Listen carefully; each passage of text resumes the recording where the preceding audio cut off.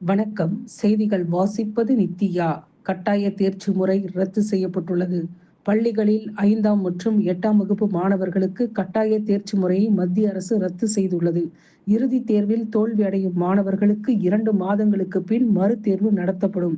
2வது வாய்ப்பிலும் தேர்ச்சி பெறாவிட்டால் அடுத்த வகுப்புக்கு அனுப்பக்கூடாது என்று மத்திய கல்வித்துறை அமைச்சகம் தெரிவித்துள்ளது. தமிழ்நாட்டு பள்ளி தேர்ச்சி முறையில் எந்த மாற்றமும் இல்லை என்று அமைச்சர் அன்பில் மகேஷ் பொய்யாமொழி தெரிவித்துள்ளார். குழப்பமடைய தேவையில்லை. தமிழ்நாட்டை பொறுத்தவரையில் தற்போதுள்ள தேர்ச்சி நடைமுறையே தொடரும். பள்ளிகளில் 5 மற்றும் 8ஆம் வகுப்புகளுக்கு ஆல் பாஸ் முறை ரத்து என மத்திய கல்வி அமைச்சகம் அறிவித்திருந்தது. கல்வி செலவை அரசே ஏற்கும். அரசு பள்ளிகளில் 6 முதல் 12ஆம் வகுப்பு வரை பயின்று தலைசிறந்த உயர்கல்வி நிறுவனங்களில் சேரும் அனைத்து மாணவர்களின் கல்வி செலவினை அரசே ஏற்றுக்கொள்ளும்.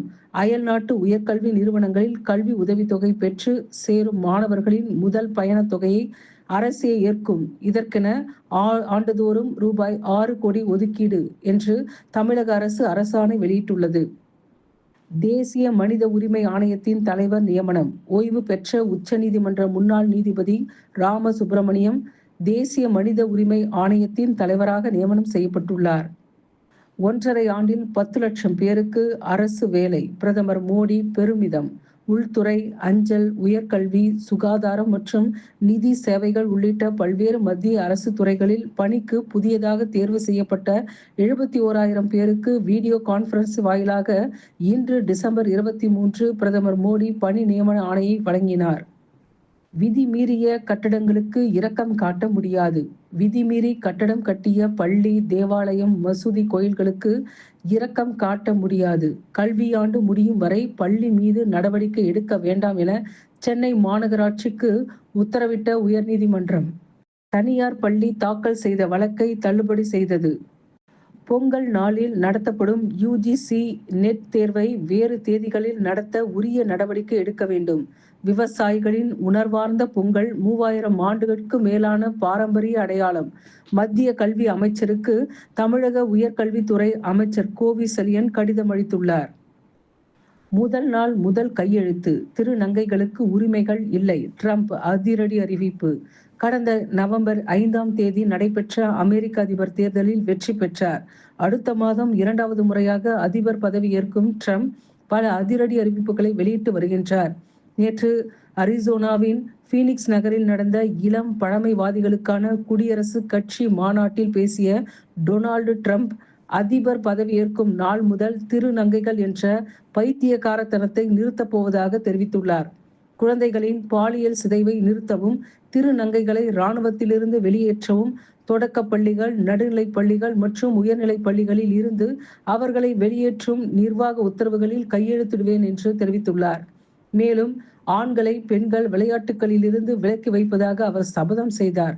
ஆண் மற்றும் பெண் என்ற இரு பாலினங்கள் மட்டுமே அமெரிக்க அரசாங்கத்தின் அதிகாரப்பூர்வ கொள்கையாக இருக்கும் என்று ட்ரம்ப் திட்டவட்டமாக தெரிவித்துள்ளார். 3ஆம் பாலினத்தவரான LGBTQ சமூகத்தினரின் உரிமைகளுக்கு எதிராக அதிக அழுத்தம் கொடுக்கும் வகையில் அவர் பேசியுள்ளார்.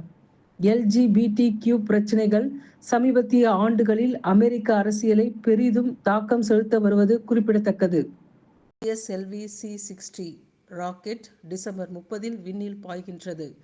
2 சிறிய விண்கலன்களை ஏவும் ஸ்பேஸ்டெக்ஸ் திட்டத்துக்காக PSLV C-60 ராக்கெட் ஸ்ரீஹரிகோட்டா ஏவுதளத்திலிருந்து ஏவ இஸ்ரோ அனைத்து ஏற்பாடுகளையும் செய்து வருகின்றது.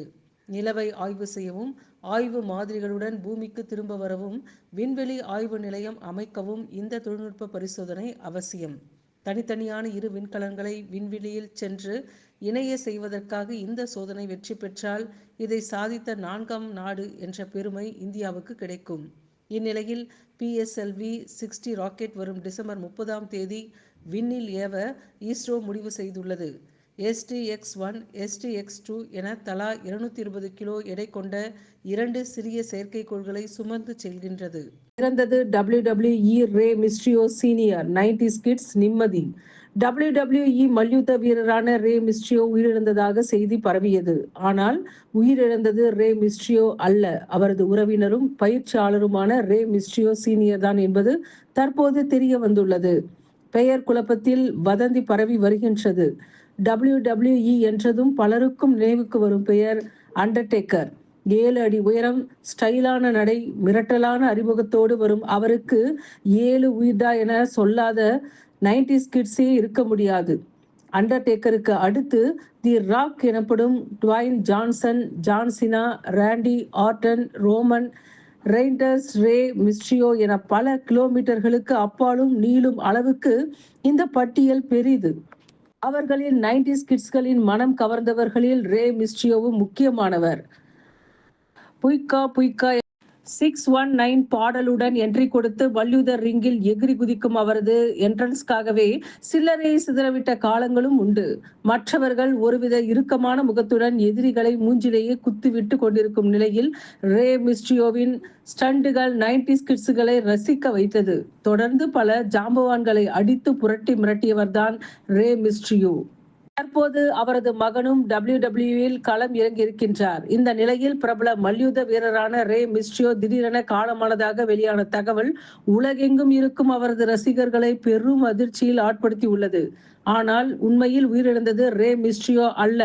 அவரது உறவினருமான ரே மிஸ்ட்ரியோ சீனியர். பார்ப்பதற்கு இருவரும் ஒரே மாதிரி உடல் அமைப்புடன் குள்ளமாக முகமூடி அணிந்திருப்பார்கள். இதனால் ரசிகர்களிடையே குழப்பம் ஏற்பட்டுள்ளது. இதனால் ரே மிஸ்ட்ரியோ சீனியரின் மரணத்தையும் ஜூனியரையும் ஒப்பிட்டு ரசிகர்கள் குழப்பம் அடைந்துள்ளனர். உண்மையில் மரணம் அடைந்தது 66 வயது ரே மிஸ்ட்ரியோ சீனியர் தான். இவர் 70-80 காலகட்டங்களில் மல்யுத்தத்தில் கலக்கியவர். ஆனால் 90s கிட்ஸ் ரே மிஸ்ட்ரியோவுக்கு 50 வயதுதான் ஆகின்றது. ரே மிஸ்ட்ரியோ சீனியரின் இயற்பெயர் மிகுவல் ஏஞ்சல் லோபஸ் டயஸ் என்பதாகும். இவர் 2009ஆம் ஆண்டு மல்யுத்த போட்டிகளில் இருந்து விலகிவிட்டார். தனது மாமா சீனியர் ரே மிஸ்ட்ரியோ பயிற்சியின் கீழ் மிக சிறந்த மல்யுத்த வீரராக உருவெடுத்த 90s கிட்ஸ் ரே மிஸ்ட்ரியோ அவரது முகமூடி உள்ளிட்டவற்றை அணிந்து கொண்டு போட்டிகளில் பங்கேற்று வருகின்றார். அவரது உண்மையான பெயர் ஆஸ்கார் குட்ரேஸ் ரூஃபியோ என்பதாகும். இருவரும் ஒரே மாதிரியாக இருப்பதால் தங்களுக்கு பிடித்த ரே மிஸ்ட்ரியோ மரணம் அடைந்து விட்டதாக 90s கிட்ஸ் குழப்பம் அடைந்துள்ளனர். WWE கூட ரே மிஸ்ட்ரியோ மாமாதான் உயிரிழந்தார் என்பதை அதிகாரப்பூர்வமாக அறிவித்திருக்கின்றது. ரே மிஸ்ட்ரியோ சீனியர் மெக்சிகோவில் லூச்சா லிபரே போட்டிகள் மூலம் புகழடைந்தவர். அதற்கு பிறகு WWE மல்யுத்த போட்டிகளில் பங்கேற்றவர். மெக்சிகோவில் 1955ஆம் ஆண்டு பிறந்த இவர் மல்யுத்தத்திற்கு முன்னதாக குத்துச்சண்டை போட்டிகளில் தனது வாழ்க்கையை தொடங்கியவர் என்பது குறிப்பிடத்தக்கது. உகண்டாவில் பரவும் டிங்கா டிங்கா வைரஸ். கிழக்கு ஆப்பிரிக்க நாடான உகண்டாவில் டிங்கா டிங்கா என்று பெயரிடப்பட்ட புதுவகை வைரஸ் பரவி வருகின்றது. இந்த வைரஸ் பெரும்பாலும் பெண்கள் மற்றும் சிறுமிகளை அதிக அளவில் தாக்குகின்றது. அங்குள்ள புண்டிபுக்கியோ மாவட்டத்தில் சுமார் 300க்கும் மேற்பட்டோர் டிங்கா டிங்கா வைரஸால் பாதிக்கப்பட்டுள்ளதாக தகவல் வெளியாகி இருக்கின்றது. இந்த டிங்கா டிங்கா வைரஸின் அறிகுறிகளாக அதிகப்படியான உடல் நடுக்கம் மற்றும் காய்ச்சல் ஆகியவை உள்ளன. இது உடல் இயக்கத்தையும் கடுமையாக பாதிக்கின்றது என்று தெரிவிக்கப்பட்டு உள்ளது. இந்த வைரஸால் பாதிக்கப்படுபவர்கள் தொடர்ந்து நிற்கும் போது நடனமாடி கொண்டே இருப்பது போல் உடல் நடுங்குகின்றது. நோயாளிகளுக்கு காய்ச்சல் ஏற்பட்டு உடல் பலவீனம் அடைகின்றது.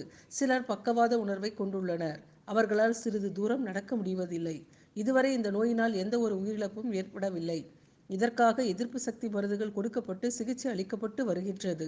இந்த வைரஸால் பாதிக்கப்பட்டோர் 1 வார காலத்துக்குள் குணமடைந்து விடுவதாகவும் புண்டிபுக்கியோ மாவட்டத்தை தவிர வேறு எங்கும் நோய் பரவில்லை என்றும் தெரிவிக்கப்பட்டுள்ளது. இந்த நோயால் பாதிக்கப்பட்டவர்களின் இரத்த மாதிரிகள் சேகரிக்கப்பட்டுள்ளன. டிங்கா டிங்கா வைரஸ் பாதிப்பு எப்படி ஏற்படுகிறது என்பது குறித்து அறிவியல் விஞ்ஞானிகளும் மருத்துவ நிபுணர்களும் ஆய்வு நடத்தி வருகின்றனர். விளையாட்டுச் செய்திகள்.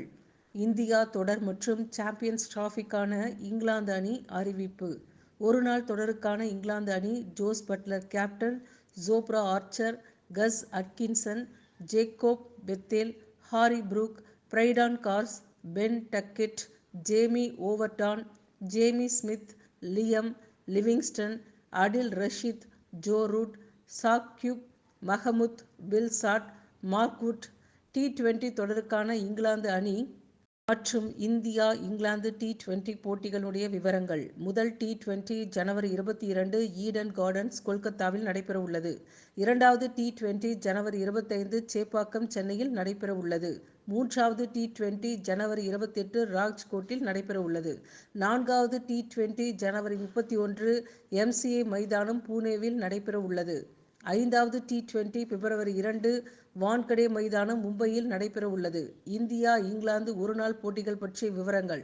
முதல் ஒருநாள் பிப்ரவரி 6 நாக்பூரில் நடைபெற உள்ளது.